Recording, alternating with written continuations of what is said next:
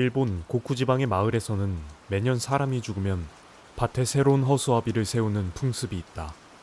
이미 허수아비가 서 있는 밭에는 세우지 않고 허수아비를 세웠던 밭은 손질을 하지 않는다.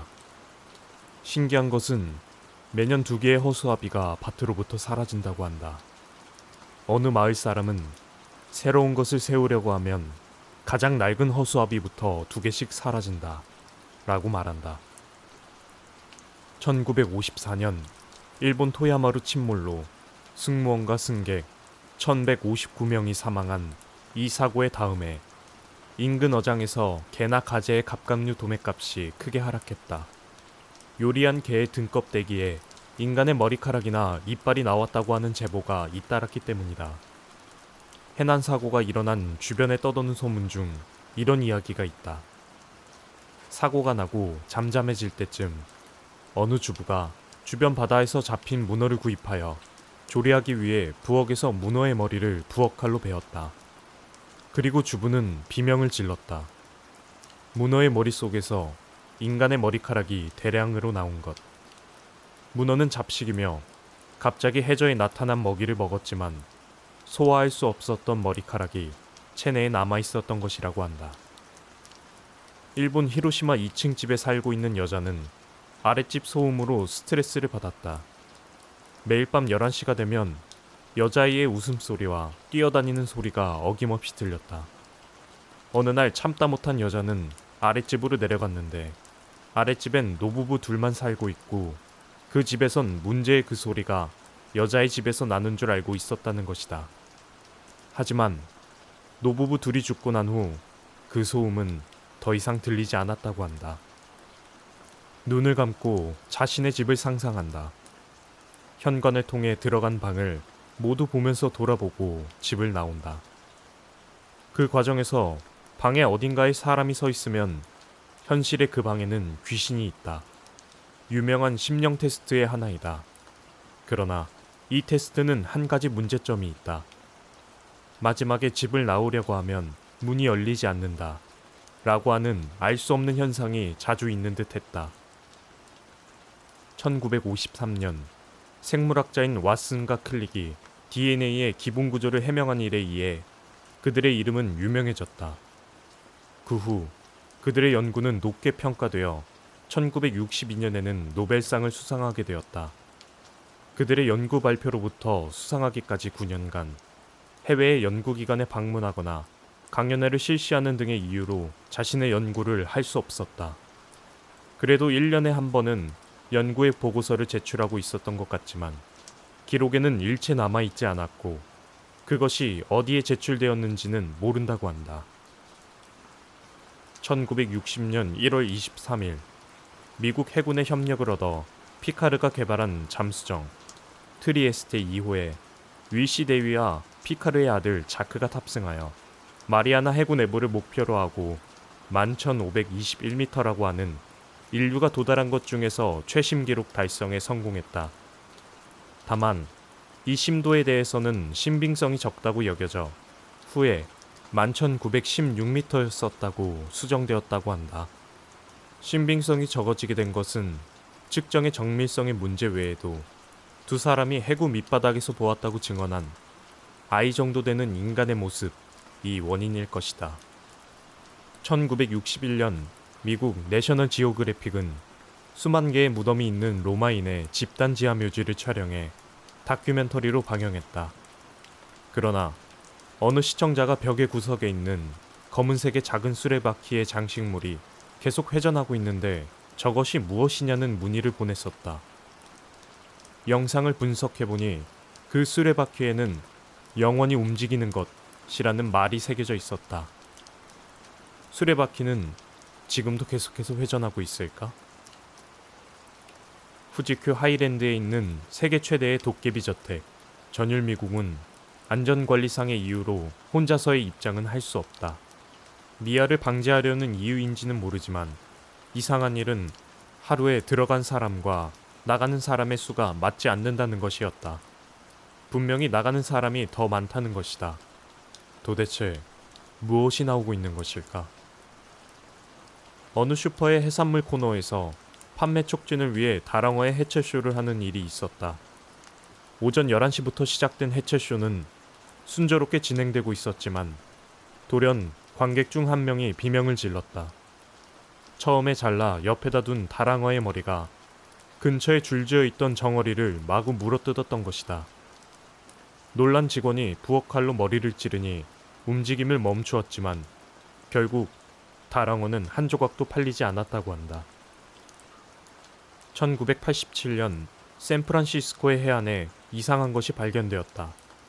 수십만 개의 레고 블록으로 정밀하게 조립된 2m 크기의 보트와 어린아이 크기의 인형이다. 광고나 캠페인에 사용된 것이라고 생각되었지만 레고사의 문의에도 정보는 없고 발견으로부터 20년이 지난 지금도 그것이 어디에서 흘러왔는지는 아무도 모른다. 고대 이집트 번성기에 부국을 위해 행해진 제사 중에 청소년을 제물로 바치는 의식이 있었는데 청소년이 자살해야만 유효했다고 한다. 그래서 고대 이집트에서는 일부러 왕따를 시키는 풍습이 있었는데 말기에 노동력이 심각해지자 이를 금지시켰고 이집트는 쇠퇴의 길로 들어섰다고 한다. 지구 공동설이라고 아는가? 지구 안에 또 다른 세상이 있다는 것을 뜻하는데 몇몇 사람들이 실제 그곳에 다녀왔단 얘기가 있다. 그 입구는 북극에 있다고 한다. 인공위성으로 사진이 찍혔다는 설도 있고 어떠한 시기에 한 번씩만 열린다는 말도 있다. 남극에서는 실종된 사람이 4시간 만에 지구 반대편인 북극에서 발견되었다고도 한다. 그 사람이 말하길 동굴에는 깊은 구멍이 있다. 그곳에는 사람들이 살고 있다. 그들은 모두 왼손을 사용하며 상상을 초월하는 문명을 가지고 있다. 참고로 세기의 천재들은 대부분 왼손잡이다. 런던의 어느 부자가 롤스로이스를 타고 알프스를 넘던 도중 퉁하는 소리가 들리더니 이내 곧 차가 멈춰버렸다. 부속인 스프링이 부러진 것이었다. 그는 차 안에서 영국 롤스로이스 본사에 전화를 걸어 수리를 요청했다. 그러자 얼마 지나지 않아 헬리콥터가 나타나 기술자들이 내려와 순식간에 수리를 마치고는 사라져버렸다.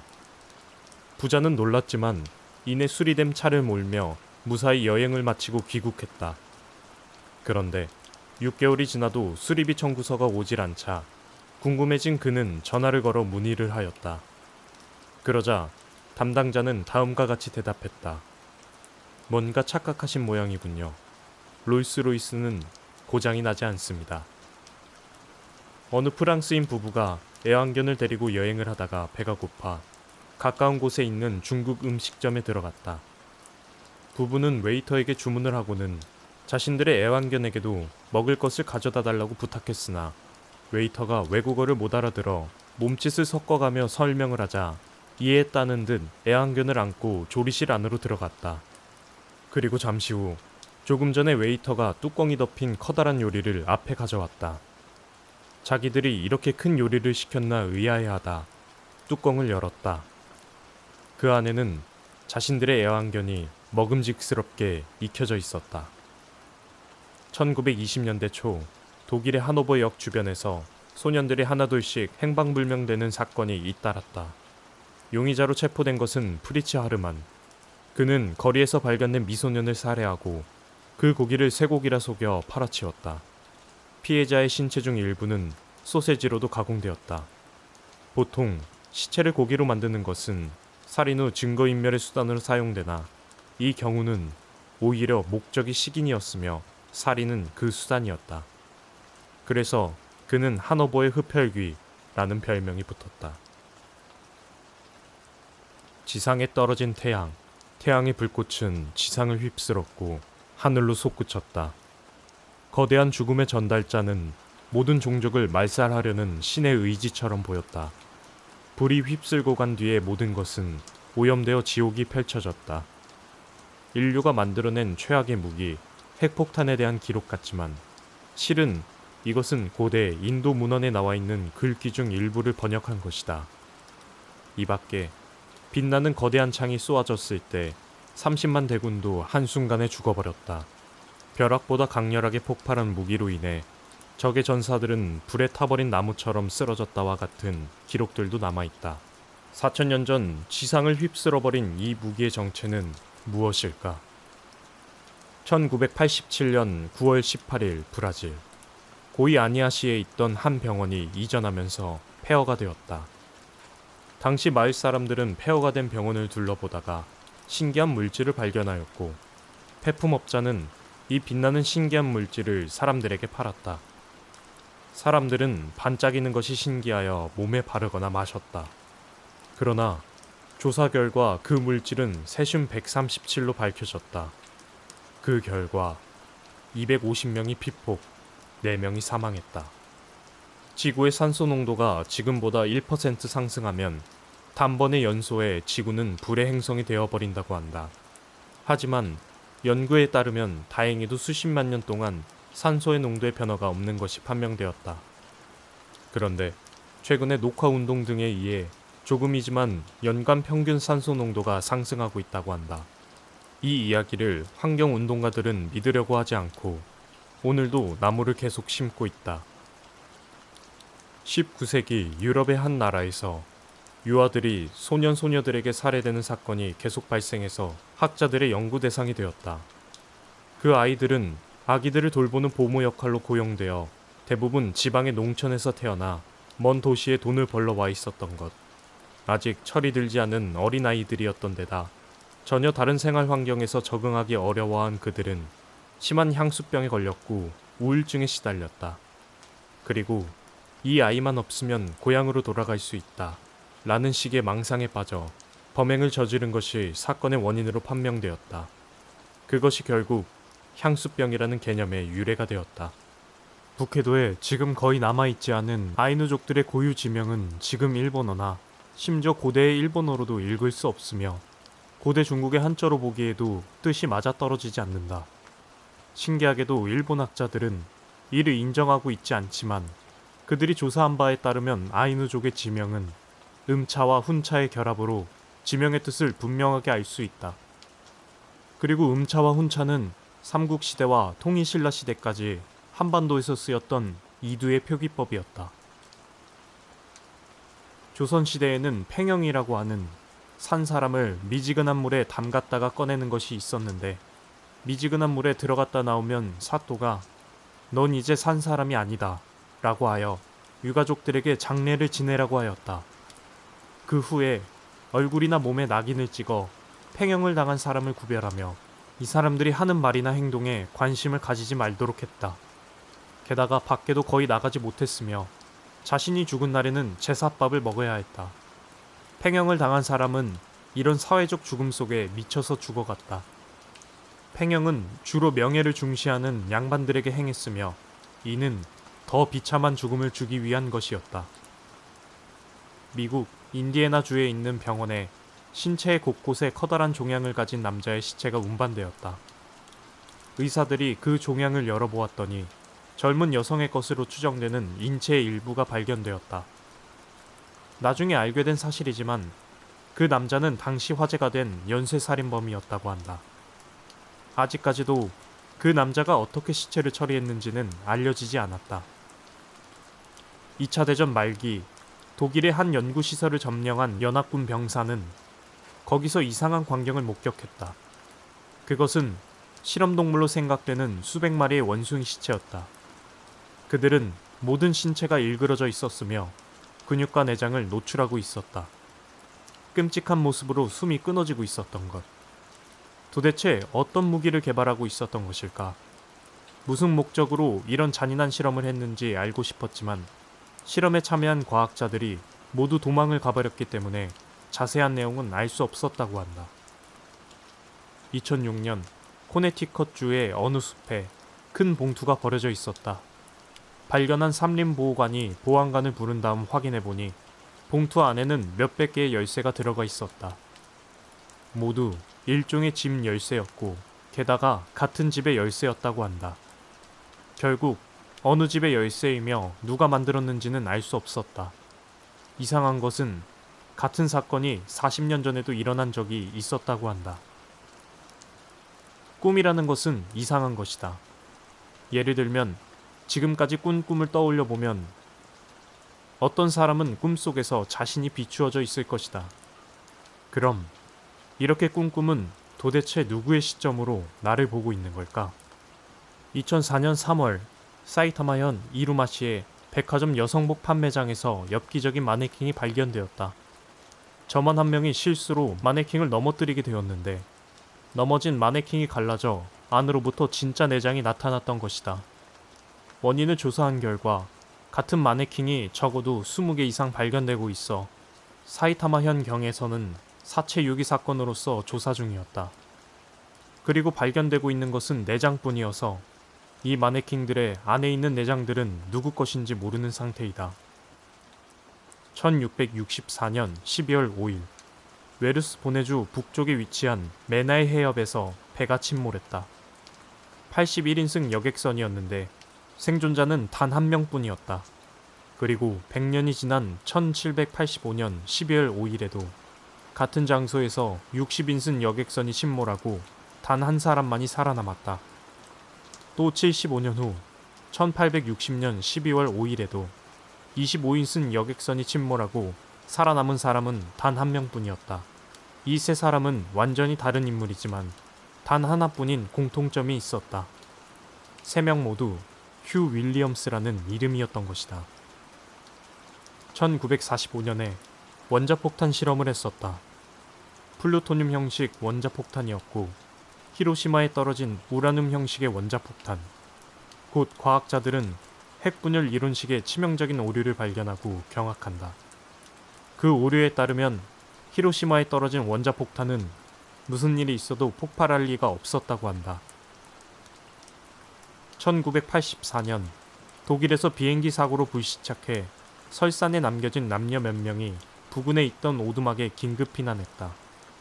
3일 후 마침내 구조된 사람들은 식량이 떨어져 이대로는 전원 죽어버린다고 판단해 서로 이야기한 결과 중증의 상처로 살아날 것 같지 않았던 여성을 부득이하게 오두막의 밖에 방치해 사망시킨 것을 인정했다. 그런데 그 여객기의 승객 명부에는 그러한 이름의 여성은 존재하지도 않고 시체도 발견되지 않았다고 한다. 병원에서는 모든 환자의 세포를 샘플로서 몰래 채취하고 있다. 그것을 바탕으로 극비의 연구를 하는 기관이 있다고 한다. 안에는 인간 이외의 유전자를 가지는 세포나 불로불사의 인간의 세포 등도 있는 것 같다. 하나만 공표되고 있는데 그것은 온 세상에서 연구되고 있는 헬라 부인의 무한재생세포이다. 많은 종류의 식용버섯이 최근 갑자기 독성을 강하게 품어버려 식용에 적합하지 않게 되었다고 한다. 독을 가진 종류는 서서히 증가하고 있어 계속 이대로 증가하면 인류가 모든 버섯을 먹을 수 없게 되는 날이 올지도 모른다. 하지만 문제는 그것만이 아니었다. 바로 최근 미래의 일부가 독을 가지고 있는 것이 발견되었다. 1888년 선박사고로 4명의 남자가 조난당하는 일이 있었다. 식량이 전부 떨어져서 남자들의 4명 중 1명, 리처드 파커라고 하는 젊은이를 죽여 식량으로 사용해 살아남을 수 있었다. 그런데 약 50년 전 에드거 앨런 포라는 소설가의 소설에서 조난당한 4명의 남자가 그 중에 1명을 희생해 음식으로 사용한 이야기가 있다. 이야기 속에서도 희생이 된 남자의 이름이 리처드 파커였던 것이다. 1992년 20세기 가장 위대한 탐험가로 불리는 에드먼드 힐러리가 아프리카 내부의 열대 우림으로 발을 디뎠다. 탐험 예정 기한은 3년. 그러나 예정일이 되어도 힐러리는 돌아오지 않았다. 하지만 멕시코가 있는 해안에서 그가 쓴 것이라고 생각되는 편지, 일기 등이 발견되었다. 편지의 내용은 세계는 너무 넓다. 우리가 다 알았다고 생각하는 지상의 100분의 1도 우리는 절대 이해할 수 없다. 라고 쓰여져 있었다.